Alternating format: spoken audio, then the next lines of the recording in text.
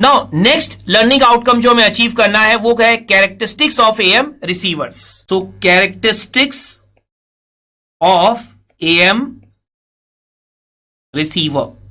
सो basically यहां पर जो कैरेक्टरिस्टिक्स हमें स्टडी करनी है, बेसिकली इन कैरेक्टरिस्टिक्स को समझ लेने के बाद ही आप ये जो क्लासिफिकेशन है एएम रिसीवर्स का वो अंडरस्टैंड कर पाओगे। तो सबसे पहले हम यहां पर कैरेक्टरिस्टिक्स समझेंगे, देखेंगे कैरेक्टरिस्टिक्स क्या क्या होती हैं। तो हमें यहां पर टोटल 3 टाइप्स की कैरेक्टरिस्टिक्स को अंडरस्टैंड करना है, जिसमें से फर्स्ट है आपकी सेंसिटिविटी। सो बेसिकली सेंसिटिविटी क्या होती है किसी भी रिसीवर की। तो देखिए सेंसिटिविटी की क्या मीनिंग होती है।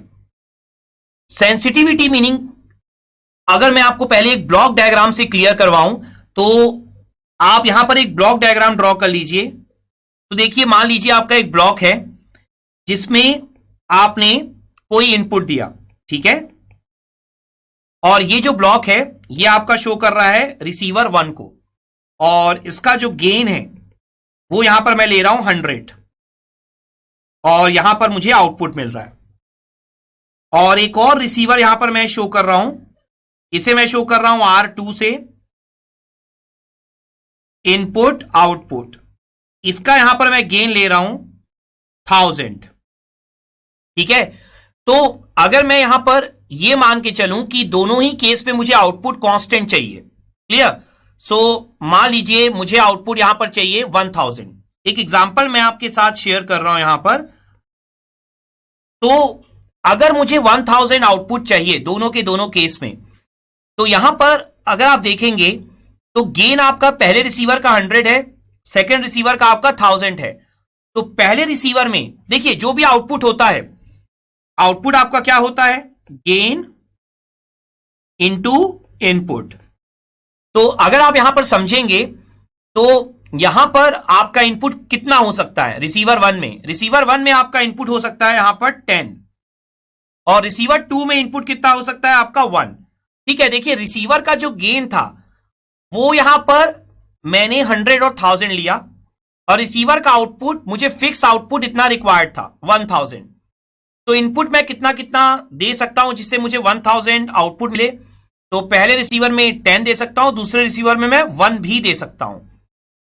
तो यहां पर अब दोनों रिसीवर में से कौन सा ज्यादा सेंसिटिव है, अगर आप इस एग्जांपल को समझ लेंगे तो आपको क्लियर हो जाएगा कि सेंसिटिविटी की डेफिनेशन क्या होती है। तो देखिए अगर आप देखेंगे रिसीवर जो 2 है उसमें for a constant output, for a standard constant output, receiver 2 में आप स्मॉलर इनपुट दे सकते हैं, जबकि रिसीवर 1 में आपका इनपुट जो है रिसीवर 2 के कंपैरिजन में ज्यादा है। तो जो रिसीवर 2 है वो आपका ज्यादा सेंसिटिव होता है।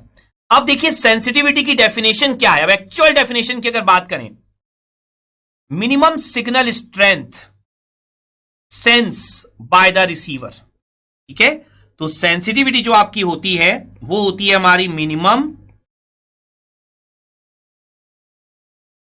Signal strength sense by the receiver, ठीक है। तो कितना मिनिमम सिग्नल आप रिसीवर को दे सकते हैं, मिनिमम इनपुट सिग्नल, ठीक है। ऑब्वियस सी बात है अगर आप रिसीवर को दे रहे हैं मतलब आप इनपुट साइड ही दे रहे होंगे। Minimum signal strength sense by the receiver for, अगर आप चाहें तो ये भी लिख सकते हैं, फॉर द कांस्टेंट आउटपुट, ठीक है।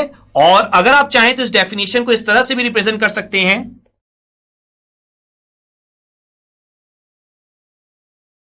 Minimum input receiver can receive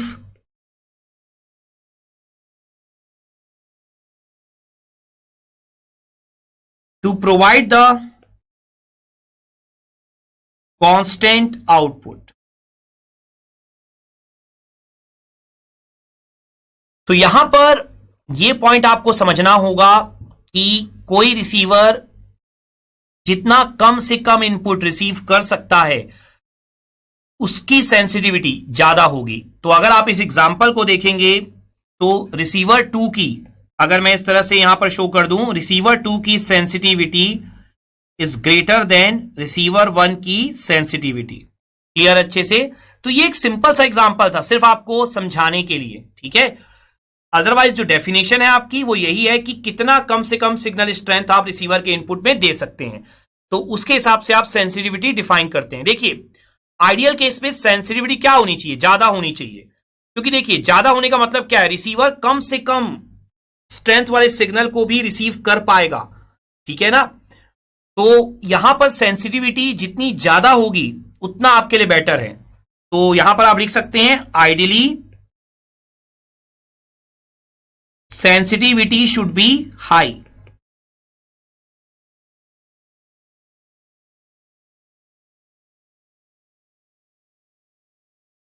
तो यहां पर यह पॉइंट होता है हमारा first point, sensitivity. Now point number 2, इसमें आपको एनालाइज करना है सेलेक्टिविटी। ये होती है आपकी रिसीवर की सेकंड कैरेक्टरिस्टिक्स, सेलेक्टिविटी। ये क्या होती है बेसिकली आपकी? देखिए सेलेक्टिविटी का मीनिंग होता है, देखिए नाम से क्लियर है, select means select the desired band of frequencies, या अगर आप सिंपल लैंग्वेज में बोले तो select the desired signal and reject the unwanted signal, ठीक है। तो सेलेक्टिविटी आपकी क्या होती है? It is the ability of the receiver to select the desired signal and reject the unwanted signal. देखिए इसका मैं आपको थोड़ा सा और एक्सप्लेन करता हूं, प्रैक्टिकली आप सोच के देखिए। देखिए रिसीवर जो होते हैं, आपको पता है जो भी आप कम्युनिकेशन आप पढ़ रहे हैं वो वायरलेस है, ठीक है ना, लॉन्ग डिस्टेंस कम्युनिकेशन आप स्टडी कर रहे हैं। तो ट्रांसमीटर साइड से जो भी सिग्नल ट्रांसमिट होगा, अगर मैं एक रफ में डायग्राम आपके लिए बना दूं, तो ट्रांसमीटर साइड से जो भी आपका सिग्नल ट्रांसमिट होगा ट्रांसमीटर एंटीना से, तो यहां पर अगर आप देखेंगे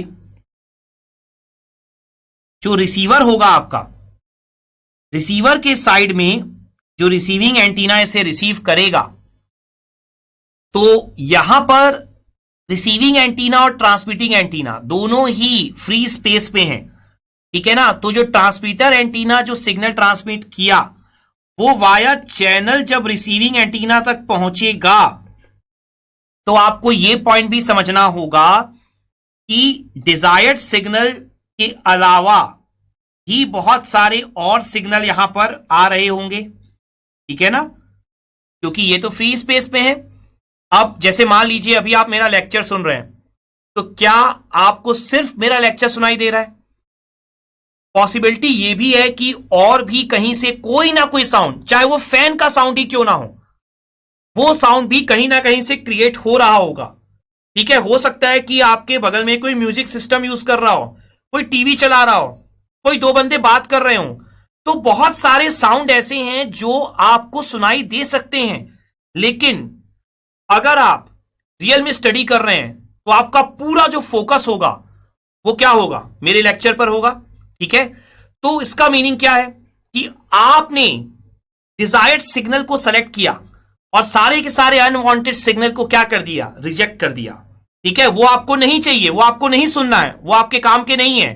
तो बेसिकली सेम बात यहां पर भी है। रिसीवर जो है वो सिर्फ उस सिग्नल को सेलेक्ट करेगा जो डिजायर्ड है, जो वांटेड है, जो ट्रांसमीटर ने उसे सेंड किया है। उसके अलावा जो अनवांटेड सिग्नल आ रहे होंगे उन सबको क्या कर देगा? रिजेक्ट कर देगा। तो ये होती है सेलेक्टिविटी। और ऑब्वियस सी बात है, सेलेक्टिविटी भी क्या होनी चाहिए किसी रिसीवर की? हाई होनी चाहिए। तो आप क्या लिख सकते हैं यहां पर? Ideally selectivity should be high. So selectivity आपकी हमेशा हाई होनी चाहिए। जितना ज्यादा आप डिजायर्ड सिग्नल को सेलेक्ट करेंगे और अनवांटेड सिग्नल को रिजेक्ट करेंगे, उतना ही बेटर आउटकम आपको मिलेगा। क्लियर है अच्छे से? नाउ नेक्स्ट जो हमारी डेफिनेशन होती है वो होती है फिडेलिटी। तो थर्ड, फिडेलिटी। तो ये क्या होता है आपका? देखिए, फिडेलिटी का मतलब क्या है पहले हम समझ लेते हैं। देखिए, जो आपका ट्रांसमीटर है उसने ट्रांसमिट किया सिग्नल को, रिसीवर की दो कैरेक्टरिस्टिक्स हम ऑलरेडी लर्न कर चुके हैं। एक हम लर्न कर चुके हैं सेंसिटिविटी कि रिसीवर कितना कम से कम स्ट्रेंथ वाले सिग्नल को रिसीव कर सकता है। दूसरा हमने स्टडी कर लिया selectivity, means receiver desired band of frequency या डिजायर्ड सिग्नल को सेलेक्ट करे, अनवांटेड सिग्नल को रिजेक्ट कर दे। तो यहां पर डिजायर्ड सिग्नल जो है वो सेलेक्ट होकर आपका रिसीवर के अंदर चला गया। अब फिडेलिटी का मतलब क्या होता है? जब आपका डिजायर्ड सिग्नल रिसीवर में आया तो अब रिसीवर क्या परफॉर्म करेगा? डीमॉड्यूलेशन, जो आप जानते ही हैं। तो आफ्टर डीमॉड्यूलेशन जो रिसीवर का आउटपुट आपको मिलेगा, रिसीवर का आउटपुट क्या एक्सपेक्ट करते हैं आप? आपने बहुत सारी डीमॉड्यूलेशन टेक्निक पढ़ी है। आप रिसीवर का आउटपुट एक्सपेक्ट करते हैं मैसेज सिग्नल। तो जो आपका मैसेज सिग्नल है वो कितना प्रॉपरली रिप्रोड्यूस हो सकता है या रिसीवर के आउटपुट में आपको मिल सकता है, इसका एनालिसिस मेनली आप करते हैं फिडेलिटी में। तो फिडेलिटी है क्या? तो देखिए, it is the ability of the receiver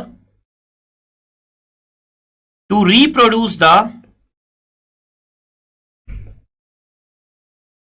all the message signal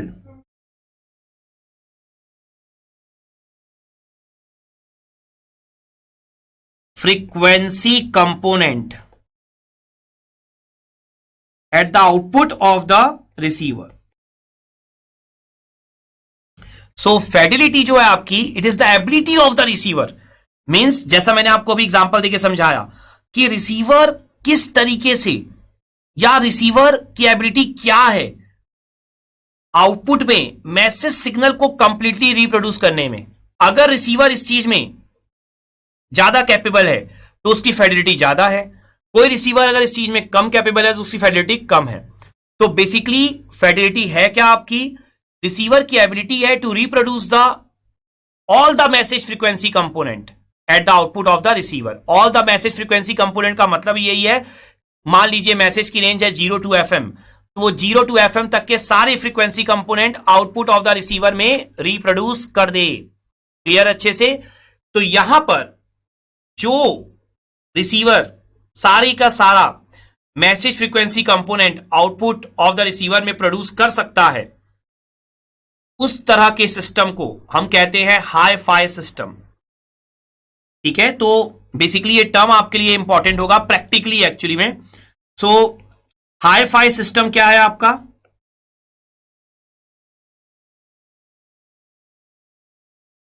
high Fidelity.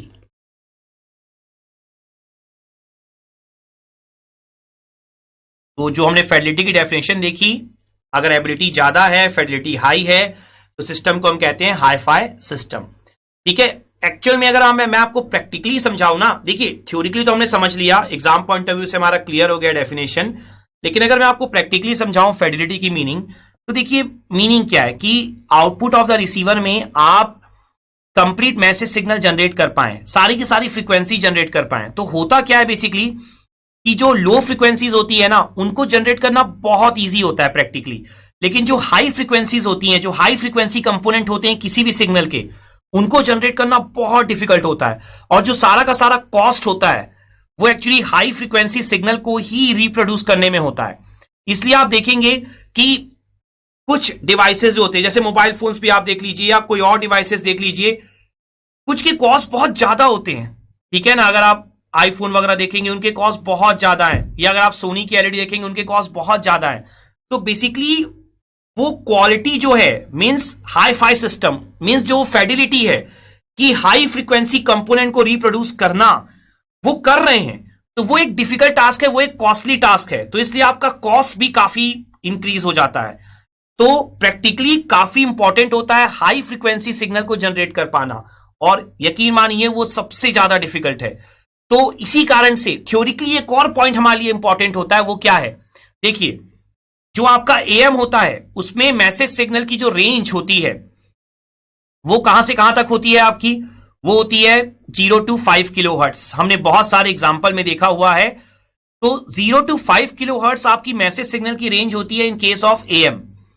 लेकिन जो एफएम होता है ना, अब देखिए हमें ये सारी चीजें भी साथ साथ में रिसीवर में अंडरस्टैंड करनी होगी। अभी भी हम एएम एफएम यही टॉपिक्स पढ़ रहे हैं। तो जब आप रिसीवर में रिसीव करते हैं तो जो एफएम सिग्नल होता है उस केस में जो मैसेज सिग्नल की रेंज होती है वो 5 किलोहर्ट्ज से बहुत ज्यादा होती है।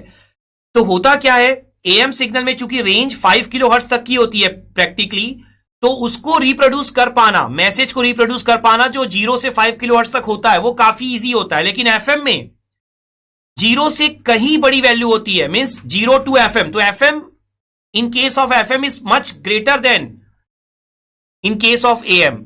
सो जो फ्रीक्वेंसी मॉड्यूलेशन में जो स्मॉल एफएम जो मैसेज सिग्नल फ्रीक्वेंसी होती है वो बहुत ज्यादा होती है as compare to message signal frequency in AM. तो फ्रीक्वेंसी मॉड्यूलेशन में रिप्रोड्यूस कर पाना बहुत मुश्किल होता है, जिसके लिए कुछ एक्स्ट्रा चीजों की रिक्वायरमेंट होती है जो हम आगे जाकर जब हम फ्रीक्वेंसी मॉड्यूलेशन के रिसीवर पढ़ेंगे तब हम वहां पर अंडरस्टैंड करेंगे। लेकिन अभी के लिए आप क्या समझ सकते हैं कि इन case of FM message signal frequency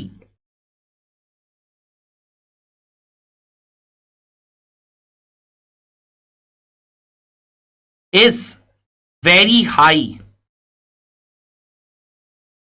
as compared to